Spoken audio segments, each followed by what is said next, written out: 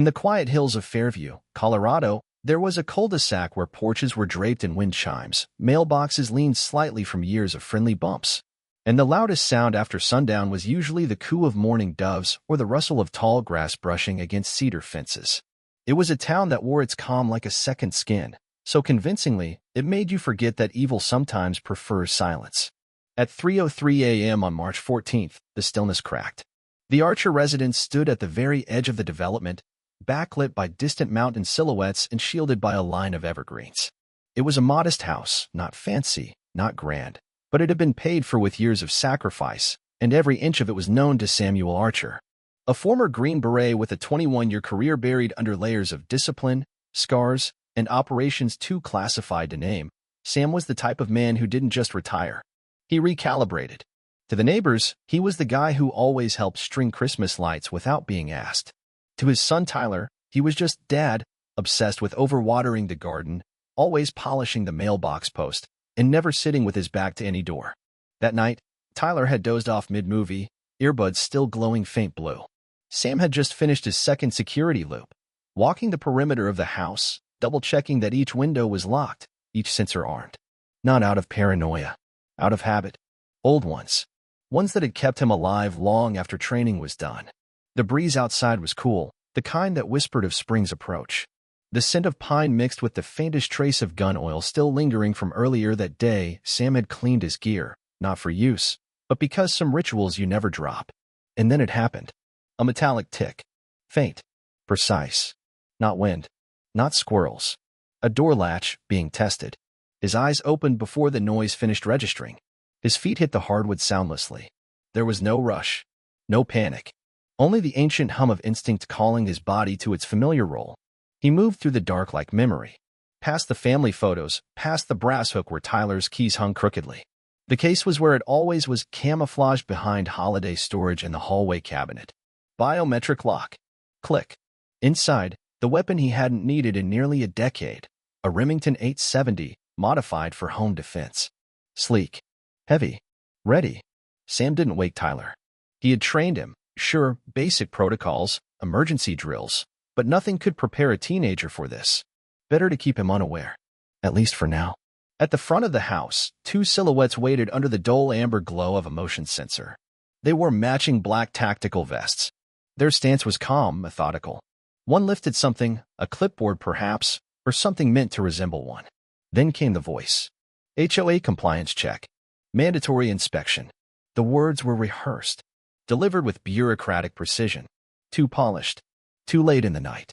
Something was wrong. Sam didn't answer. He didn't breathe loudly. He listened. A second voice joined.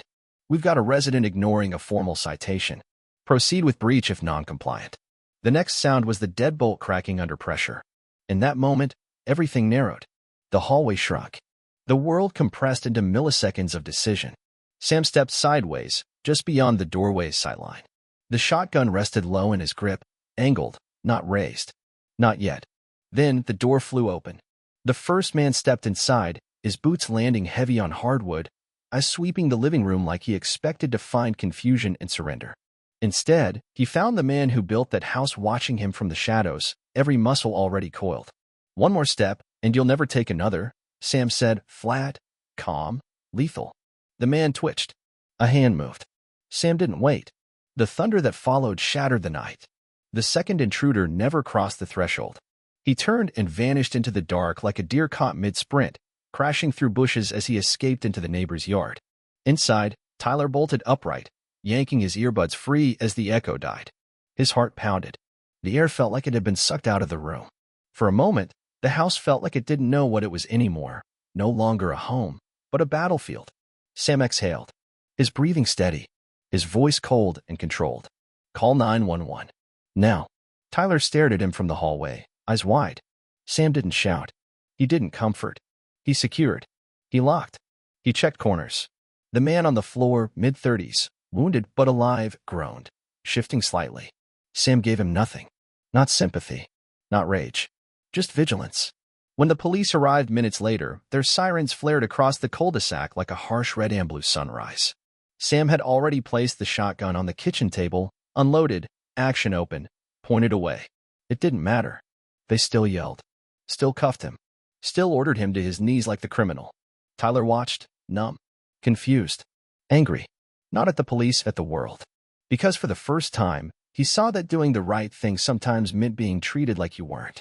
Outside, the scene expanded. Crime tape, spotlights. A K-9 unit tracked the second man, found him bleeding and crying behind a grocery dumpster 4 blocks down. In the truck they'd driven, clipboards, forged fines, HOA-branded gear, zip ties, gloves, a binder of signatures traced from stolen board documents. This wasn't a random home invasion. It was a coordinated scheme, and it had just ended in Fairview. But for Sam Archer and his son, it was only the beginning.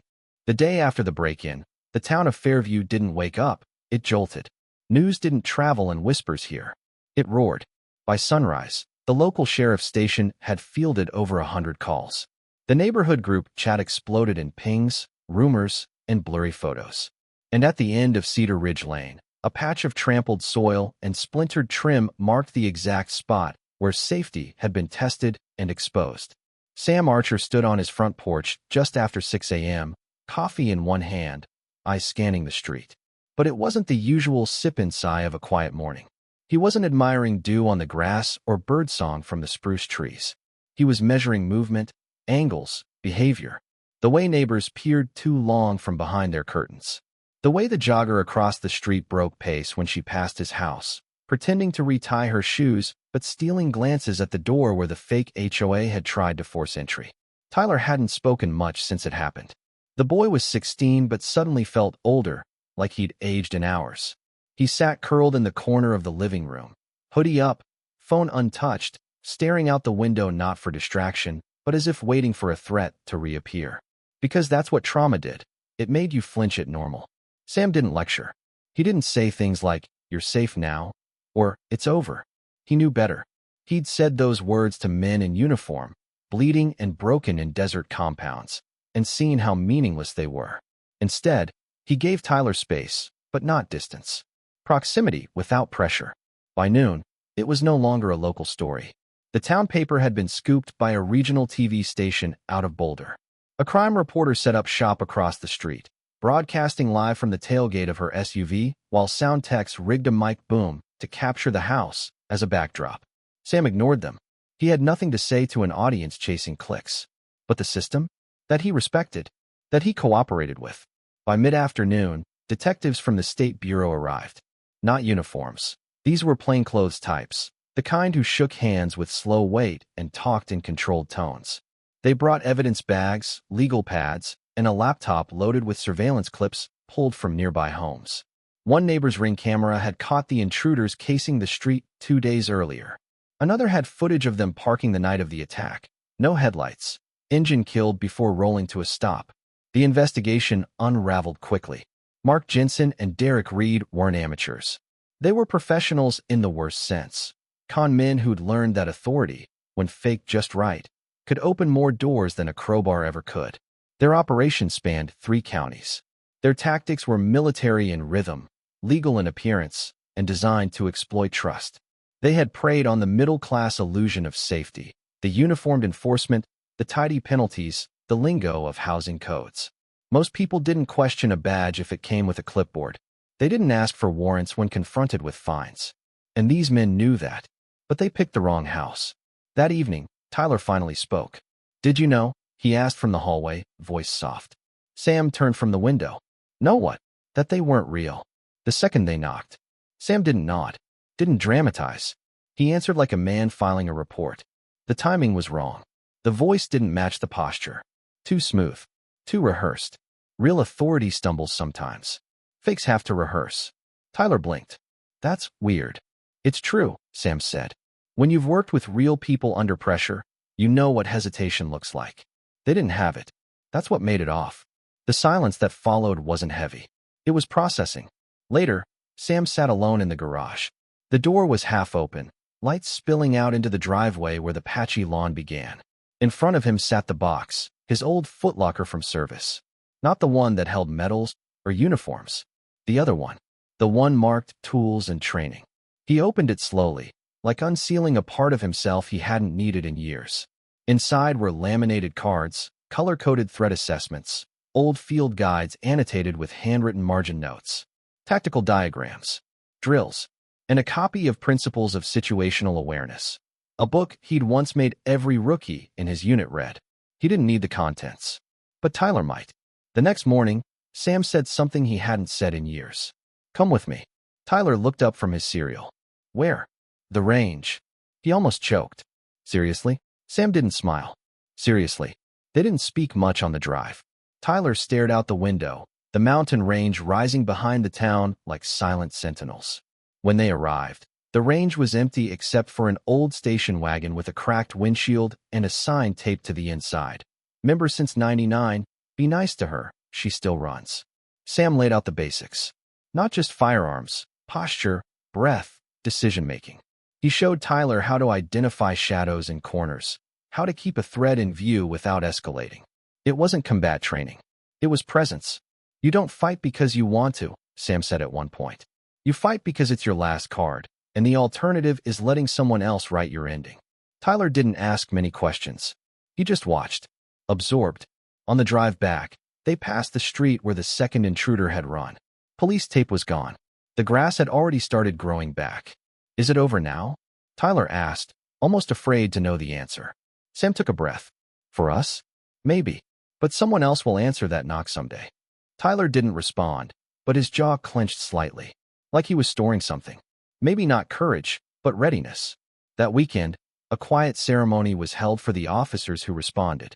No fanfare, no parade, just a small gathering at the city hall steps. Sam didn't attend. He wasn't interested in optics. But someone dropped off a plaque on his porch, "To the man who reminded us that the front line isn't overseas, it's wherever someone draws it." He put it in the garage, behind the bench, beside the box. Not to forget, but to remember where the line had been drawn, and who had stood there when it mattered. The sentencing came 3 weeks later, wrapped in legal jargon and televised recaps. For most people, it was closure, the final stamp of justice. For Sam Archer, it was just noise. He hadn't attended the court proceedings. He had no interest in watching suits shuffle paperwork while 2 men who'd breached his sanctuary sat expressionless behind glass. The state had moved fast. Mark Jensen and Derek Reed were charged with a dozen felonies, from impersonating law enforcement to aggravated burglary. Investigators traced their pattern across 6 towns. In 2 instances, they had forced homeowners into bedrooms at knife point. In another, they'd ransacked a home while a young girl hid under her bed for over 2 hours. The most damning piece came from Arizona, a nearly identical crime. With one difference, the homeowner hadn't survived the stress. That's what pushed the judge. 20 years. No parole. No appeals. The courtroom had gone silent when the sentence was read. Reed blinked once. Jensen stared at the floor. Neither flinched. They were predators used to masks, not remorse. But for Sam, it wasn't about justice. It was about awareness. And that awareness had a price. Back in Fairview Hills, the neighborhood had changed. Subtly, but irreversibly. The same neighbors who once waved with dog leashes and iced coffees now glanced at the Archer home with something unspoken in their eyes. Some nodded more respectfully. Others avoided eye contact altogether. It wasn't hostility.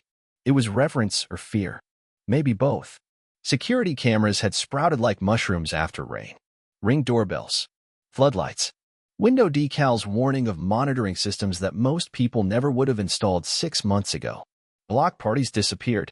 The spring HOA potluck was postponed due to scheduling conflicts and never rescheduled. Even the mailman walked quicker now. Tyler noticed at first. He didn't say anything, but Sam could tell. The boy moved differently, more deliberate, less distracted. He spent more time watching the street from his bedroom window than scrolling his phone. He began helping with the nightly lock checks without being asked. One afternoon, he even walked around the house, scanning for blind spots. Sam said nothing. That was the point. Then one day, something changed. It started with a letter. A plain envelope. No return address. Inside was a single photograph, taken at dusk from a high angle. It showed Sam standing at his mailbox, looking up. The grain was sharp. The focus intentional. There was no note. No signature. Just the message beneath it all. We saw you. Sam stood at the kitchen counter staring at it. He didn't call the police. He didn't tell Tyler. He didn't even flinch. He walked to the garage, opened his old green duffel, and pulled out the black Pelican case labeled surveillance. Inside, two high-res trail cams for mini drones, a field microphone, and a motion sensor range scanner. Tools from another life. Another battlefield. That night, he set them up. The backyard, the hedges, the tree leaned behind the cul-de-sac. Every angle was covered. The neighborhood might not have known it, but Fairview Hills had just acquired a new layer of security. Not HOA approved, not board sanctioned, but far more effective. And Sam slept that night like a man who wasn't afraid, but no longer trusted rest. Across town, news of the sentence broke like wildfire. Social media lit up. Hashtag fake HOA, hashtag Sam the Shield, hashtag wrong house to pick trended regionally. Talk radio ran debates about the use of force. One segment even tried to frame Sam as an example of unchecked vigilantism, but the backlash was swift. Veterans groups rallied behind him. Law enforcement forums dissected his actions with admiration. He had become something larger than himself, a symbol. But Sam hated symbols. He had seen what they became when politics twisted them, when news cycles fed off them. They stopped being people. They became narratives. One day, as he sipped his coffee on the porch, a black SUV with government plates rolled to a stop in front of the house. Two men stepped out, casual clothes, subtle earpieces, federal posture. They weren't there to intimidate. They wanted his help. Not with the past. With something current. A pattern. Another cluster of break-ins. Same tactic. Different state. Florida. The perpetrators weren't Jensen and Reed, but the playbook was identical. The agents laid out their files, discreet but direct. Sam listened. Didn't interrupt. When they finished, he didn't say yes. He didn't say no. He just asked, "What took you so long?" Later that evening, Tyler found him at the workbench, cleaning the Glock he rarely carried. "You're going to help them, aren't you?" Tyler asked. Sam didn't look up. "I'm going to make sure no one else opens their door to a lie." Tyler was quiet for a long time. Then, finally, "Can I come next time?" Sam paused. That same stillness he always carried filled the garage. Then, slowly, he turned. "No," he said softly, "but I'll teach you what to do, if they ever come again." And so the training began. Real this time. Structured. Measured. Not about weapons. About mindsets. Boundaries. Instincts. Sam had no interest in turning his son into a soldier. But he'd be damned if Tyler grew up unprepared in a world that mistook fences for safety. Because that's what he had learned. Fences don't protect homes. People do. And when the knock comes at 3 a.m., the only thing that matters is who opens the door. Fairview Hills had always been a quiet place, the kind of town where autumn leaves were raked into neat piles and 4th of July parades still wound past kids waving paper flags. But now it had become something else, a case study. Law enforcement conferences used it as an example. Self-defense seminars referenced it. And in the shaded halls of federal buildings in D.C., it appeared in slideshows under the title, Domestic Impersonation Incidents, Cluster Delta. For Sam Archer, though, it was just where he lived. Where his son slept. Where someone had once kicked in his door wearing a lie like a uniform. It had taken him weeks to agree. The two agents, Langford and Juneau, had been patient, respectful. They didn't push. They presented facts, patterns, gaps. There was a surge in break-ins across the southeastern U.S., and all of them followed a disturbingly familiar script. Authority mimicked with precision, small communities targeted, soft resistance expected. But now, something new. The impersonators weren't just stealing. They were planting devices, bugs, trackers, even signal jammers in some locations. Theories ranged from elaborate criminal networks to rogue surveillance groups. The Bureau didn't have answers, but they had questions. And Sam Archer was the only man who had stopped it cold, mid-act. He didn't sign paperwork. He didn't ask for pay. He just gave a nod and said, "I'll look." Langford handed over the first case file. Clearwater, Florida. A wealthy development where a new HOA inspection unit had been seen walking house to house without prior notice. No break-ins. No theft, yet. But 3 residents reported spotting the same black SUV with mismatched plates circling for days. Sam read every page like it was a mission briefing. He mapped angles, considered escape routes, analyzed timing. He built profiles not on what the suspects had done, but what they would do next. He didn't travel alone. He brought his own gear, stayed off-grid, used aliases. When he arrived in Clearwater, he didn't check into a hotel.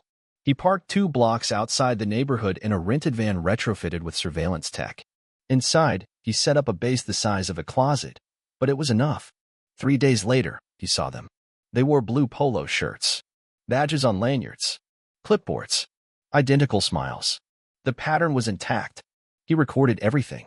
What came next was swift, efficient, and, most importantly, quiet. Sam coordinated with the bureau.